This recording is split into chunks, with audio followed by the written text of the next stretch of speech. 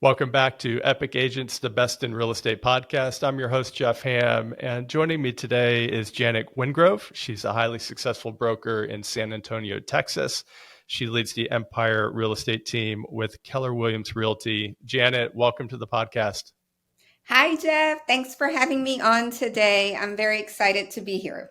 Great to have you on. I'm very excited to have you on as well. Looking forward to diving into some marketing strategies because from what I've learned about you and your business, you've had some really great success. I've really enjoyed actually observing a lot of your marketing online. Oh, So good. that's going to be a lot of Yeah. fun.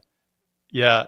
Um, Janet, before we dive into the nuts and bolts and tips and advice for new brokers, could you share just a little bit about your background, hometown, um, previous careers, if any, and then we'll dive into kind of the inspiration that led you to pursuing a career in real estate. Yeah, I was a stay-at-home mom in 2005. I've always loved real estate. I met a wonderful broker in Austin, Texas, that I told her one day I'm going to follow in your footsteps. So in 2007, that's exactly what I did. I got my real estate license. It was a great way to be a mom and be available for my daughter before and after school. Once my daughter went into middle school is when I decided to really dive in and change my business. I wanted her to go off to school, to college, and not have to worry about having any bills to pay, to be debt free leaving college. So by the time she was ready to move to college, I had a full blown business that had taken off. Went from making 30,000, 40,000 a year part time in real estate to six figures. So it's been a lot of fun. And you started in 2007, which was a tough time to start. It was 2007, 2008 is when, as you know, we had the mortgage crisis. So real estate took a little dive. I didn't know any better. I was new to the industry, so it didn't really affect me at that time. I was, very much part time. So, but yes, there was a time in the early 2000s where the industry took a hit. I've mentioned this in other podcast interviews that with brokers who began their careers right around that time. And I've met a lot of really highly successful brokers that launched their career around 2007, 2008. So that's interesting. Yeah, no, it was definitely. I got in it primarily because I was again a stay-at-home mom, and I was looking for a way to make some extra money, and so real estate was just a good way to have start a career and still be a mom at the same time. So and again, it was a perfect time because I didn't know any better. Hmm. Exactly, and it was a perfect fit for your lifestyle, and that is one of the beauties of real estate is that you can, in a lot of ways, make it fit your schedule. Although, transitioning to a full time broker, that's a different story. So, Janet, the challenges for real estate brokers in 2024 is quite a bit different than the challenges that brokers faced in 2008, 2009. What do you see in 2024 as the biggest challenges to professionals in the industry? Well, I feel that we had the pandemic years previous to 2024, which was phenomenal for real estate. Nobody thought that real estate would be that good during the pandemic, during COVID, but it was. Now we're definitely in a shift. 2024, we're in a different dynamic than I've seen in the 18 years of doing real estate.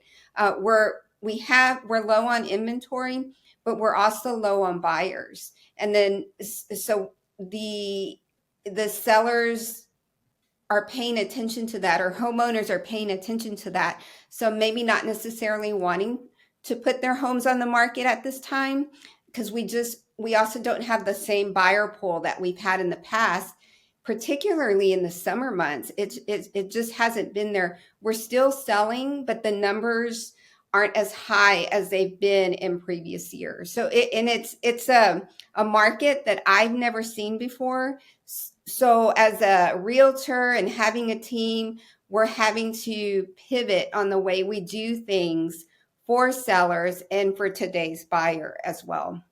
It's interesting that you're the first one that I've talked to recently that has articulated that, in the sense that not only are we facing low inventory, which we faced all throughout the pandemic as well, but we're also, the real challenge we're facing now is low inventory, but also a low buyer pool, a small buyer pool. So It is. It's very different. Definitely challenging.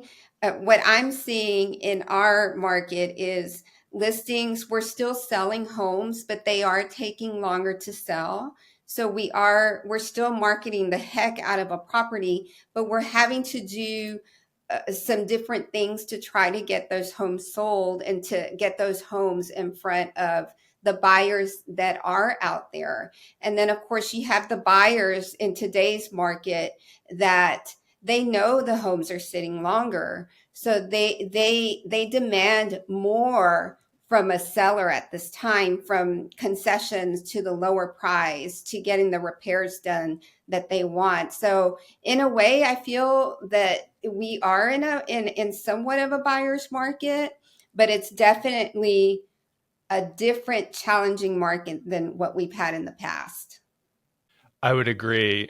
I'm in the Charlotte, North Carolina market, and even in the most desirable areas, I'm in the Lake Norman area, which is a little bit north of Charlotte, a big, very popular suburban area. Lake Norman is massive and just a lot of fun. There's a lot of recreation around Lake Norman, but even in the most desirable areas around the Charlotte market, I've found that we're seeing the average days on market go from you know uh, just from few years ago, 10 or 15 days to now 45, 60 days, which honestly, let's be real, going back 10 years, I mean, that was pretty, that's still really good compared to what we saw 10 or 20, 25 years ago. So that's still really a short amount of time. And you mentioned also that the internet, buyers now are savvier than they were a decade ago or 2 decades ago. And the internet has, there's so many resources for buyers now. They've really, um, you know, we're facing, as listing brokers, we're negotiating with savvy buyers now, not just savvy buyer agents. So, yeah. Correct. And that I believe that the way marketing and internet is today, we've also had to shift to meet the demands that the buyer has in searching for homes online. So every listing should have video marketing. Regardless if it's a luxury home or whether it's a $100,000 house, all that is super important because, as you said, buyers are looking online, and it's not unheard of, especially here in Texas. We still have a lot of movement of people coming into Texas. It's not unheard of to get an out of state buyer looking at those videos or floor plans, 3D floor plans online, and not even viewing the property and still purchasing the home just by what they saw online. Yeah, I mean, I don't know what the exact statistic is, but I'm gonna go out on a limb here and say 100% of home buyers do a little bit of research online before they make an offer. And Correct. I think that that's a big channel that real estate brokers need to dive in a little bit more deeper on. Video is huge, Correct. whether it's video testimonials, videos of the property that are high quality, or video bios for the broker, Uh-huh. for the broker herself to share a little bit of, uh, or create that opportunity for potential clients to know, like, and trust you, right? So video is so key. And then other strategies like SEO is just, it doesn't seem to be going away. It's still a very, very practical and effective way of getting in front of potential clients and marketing Correct. properties. Yes, I agree with you 100%. It's very different from what it was 10 years ago. And being in real estate for as long as I have, I've seen the changes. Like I remember when I first started, Mapscos were still available where we didn't have GPS. And Mhm. nowadays, like you can get to your destination via your phone, right?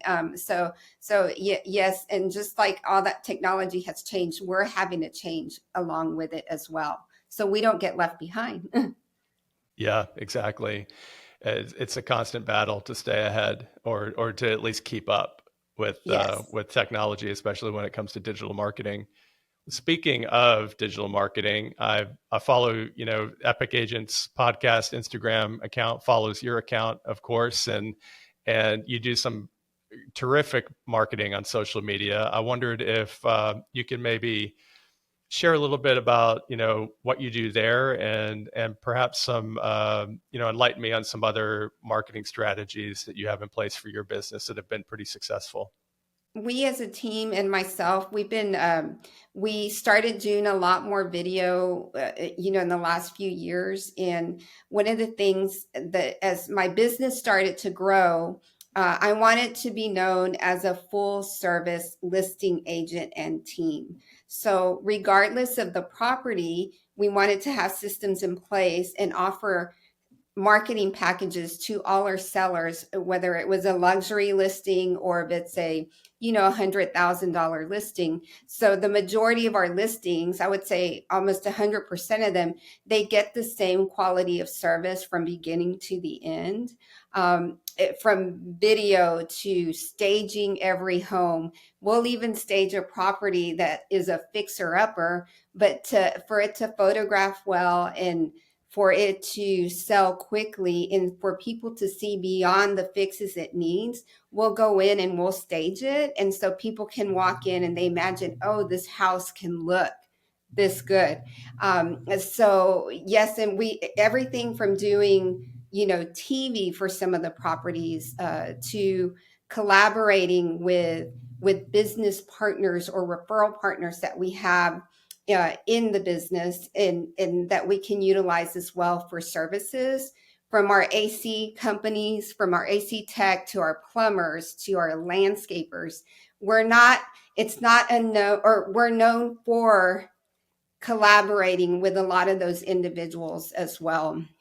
And so it's been a lot of fun to see the business grow from being an individual agent to the team and not being able to offer what we offer to what we offer now for our clients. Really, to be a full service agency, it takes a team, doesn't it? All that support.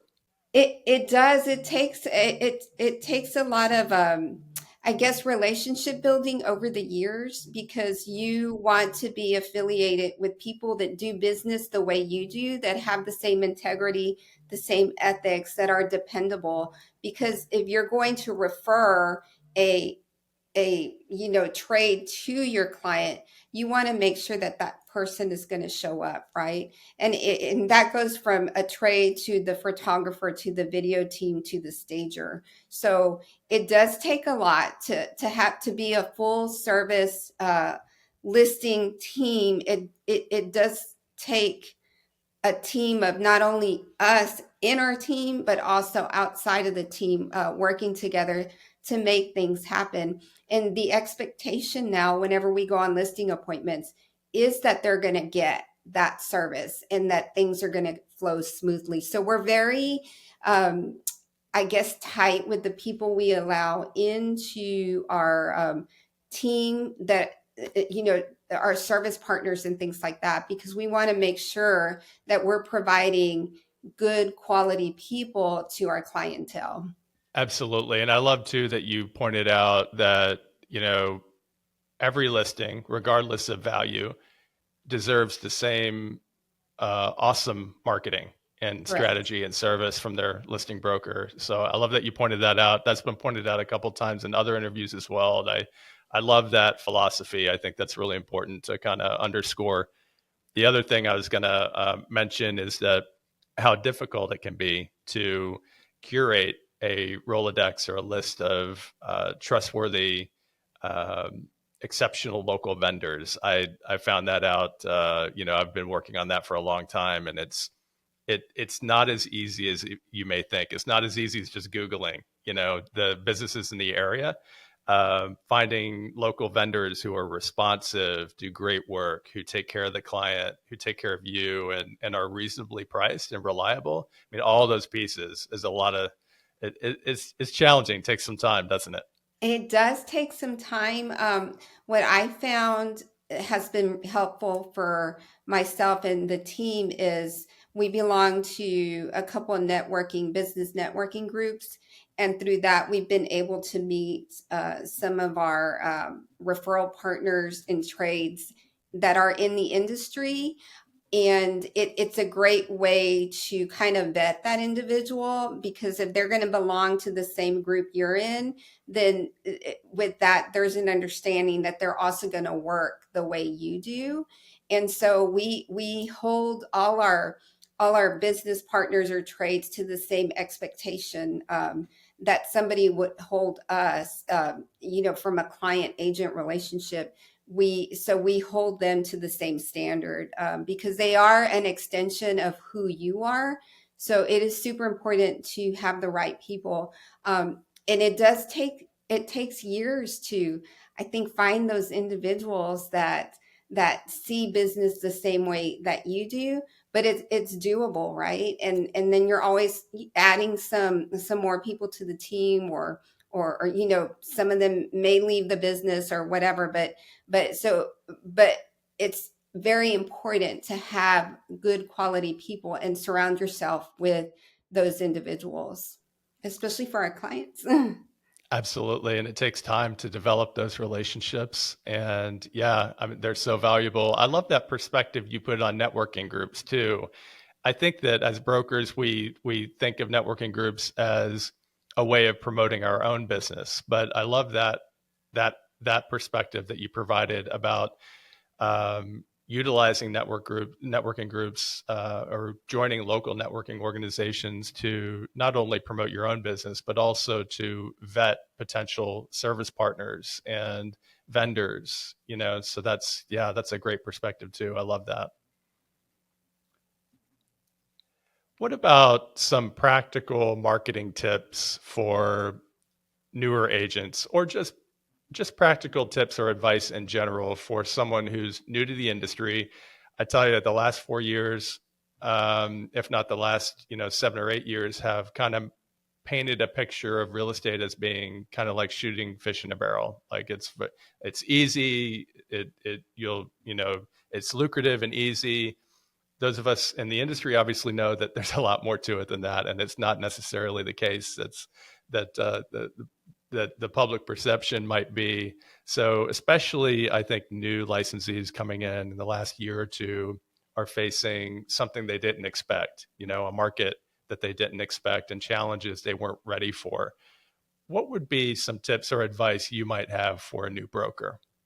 Well, I always tell, because we're building our team, and not everyone is suitable or will want to be, or maybe they don't fit the culture of our team, right? So one of the things that I look for in new agents, and I tell agents that maybe think they're looking to, may want to join the team, or maybe Keller Williams as well. So real estate is about relationships. And this is something that no one ever told me when I first started relationships. So you have to be able to, um, in order for you to build a sustainable real estate business for the long run or for the long term, you have to learn how to build good relationships, not only with family, friends, work colleagues, but also people in the industry. So you need to learn how to go out and find those people and how to market yourself to those people, how to nurture those relationships that you start building when you first start, and how to build your database and your SOI, because you need to be able to market to these people on a monthly basis. And that is what is going to help you build your business for the long term. So it's okay to, to maybe place an ad and get some cold leads, but what's going to help you sustain your real estate practice for years to come is learning how to build relationships with individuals. That's a really great point, and I think that that's definitely worth emphasizing the importance of not only growing your sphere, your database, but also nurturing it. You know, Correct. there you have to be patient. You have to nurture and really bring value to your database, to your contacts, and to your network, and it will come back to you, right? Correct. Yeah, and I love that because that's exactly what it is. It's how you nurture your database is super important because that is where the referrals are going to come from. When somebody thinks about real estate, you want to be the person that pops first into their mind because you've been nurturing them, on a monthly or quarterly basis. And then the goal for me and my team is not only to be a client, is to have a client be a client, but is for them to become an advocate of our business and lifelong friend. So it doesn't stop once the transaction closes. We continue to nurture that individual, and we know we're successful in what we're doing when we keep having the same people send referral after referral after referral to us. So we know we're doing some good things in that. And then you become more than just a client, you become friends. So I don't know. It's just a lot of fun once you figure that out, it makes real estate a lot easier in that respect. It absolutely, and it's hard to kind of articulate how rewarding it is Correct. when you build that process and you really and as you said, they become more than clients, they become friends, and you know that you're doing the right thing these when these contacts are thinking of you first when it comes to real estate and referring their friends and their family, and transferring that trust from them to you. That's really awesome. Janet, what about some resources for new agents or even experienced brokers who might be looking for inspiration, motivation, or just practical tips on building their business, marketing their business? Um, any resources that kind of stand out during your career that you've kind of leaned on a little bit over the years? Sure. So one of the things that I do is, and I wish I had had early on, is to have a mentor that I could go to if I'm facing, an issue. Is have somebody or that I could call upon, and I found that in a couple of colleagues or industry peers that maybe are producing a little bit before me or beyond what I'm doing, or who have already have a larger team than I do. So it's great to be able to have a mentor to be able to bounce ideas off of, and also an accountability partner. I love that. So I meet with an accountability partner on a weekly basis, and we go over what is your week going to look like. And then if I said, well, I'm going to do this, and then we meet on Mondays and I haven't done it, they're like, well, why didn't you do it? So accountability is huge.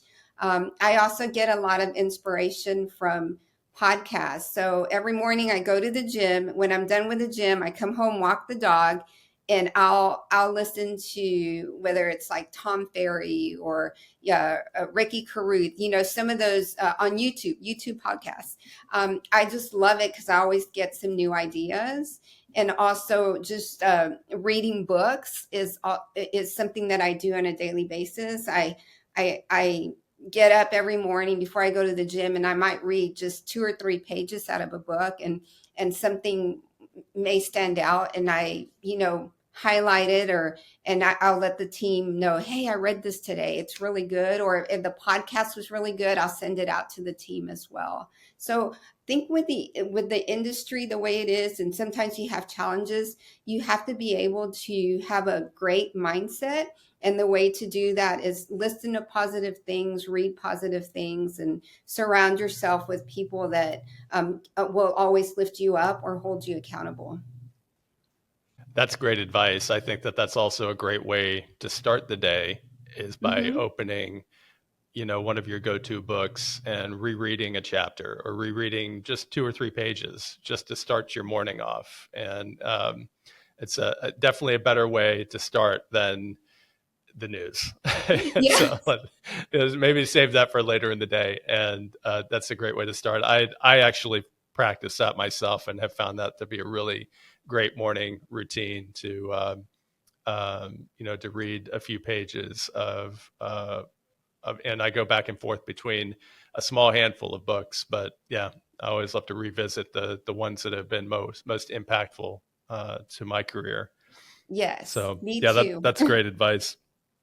The mentorship is so important, definitely for a new broker. I've done this. I have a broker here locally who I consider my mentor, and she's basically built a career that I think that is the type of career that I would aspire to. And I'm not a young man, so I don't have a long time to build this career. But I think that by mentoring, by connecting with her, I've just learned so much. And I think that that's really important to connect with a broker in your office or in your area who is basically running the type of business that you would love to run someday, or has the type of career that you would love to, that you aspire to having. And you know, pick their brains, see if you can connect, form a friendship, do some free work for them. Like Yes, that's great. That's a great idea. host those open houses for them. That sort of thing. So I love that, and the accountability partner as well. Is that someone else on your team that you meet with, or someone Yeah, outside? I have a Brenda who is she's a lead agent on the team, and so I met her at a boutique brokerage that we were at. She left, I stayed, and then eventually I ended up going to a big brokerage, and we reconnected at that time. And she's like, "What are you doing? Your business went from this to up here, and can you teach me what you did?"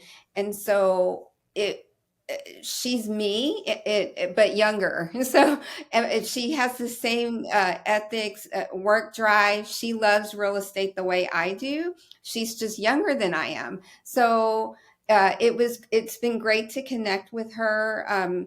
She pushes me. I'm always like, I got to stay ahead of Brenda. Like, I can't let Brenda catch me. So we'll meet on a weekly basis and kind of go over numbers and things to see where we're both at, where the team's at. And so it's been great.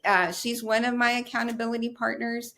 I do have another person as well that's also a mentor, and and throw out some ideas. And if I'm feeling a lull or if I'm feeling down, I can always call this other person, and they know exactly what to say to pick me back up and say, go back out there, do your thing.